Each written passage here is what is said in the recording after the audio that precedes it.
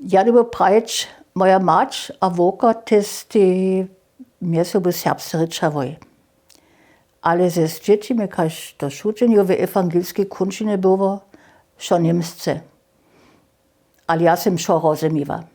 A sam nitko, když ja lepiej serbsce ryczu, może so na wyrazy dopełnić, kotreż są jenoż wochoženjo wużywali.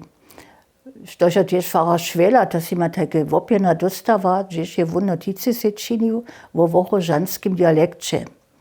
Napríklad ja viem, on tam te slovo kňani užíva, a to si ma od mojej mačere slyšala. To je taká kňani, nic knini.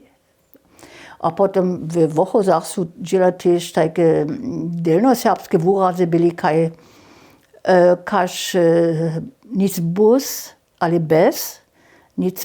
Nic pos, ale pes. Druge mit tak, mi tak domysl nit nepšindu. To škoda, dokiž jsem se potom, když jsem starša byla, v opravdu měrzava, doma by jen mu tu serbskou řeč, bezešel řečič, navuknič, ale se s nami jsou to je velký rozdíl, hač jenož rozumí, ale řečič on tež nemůže.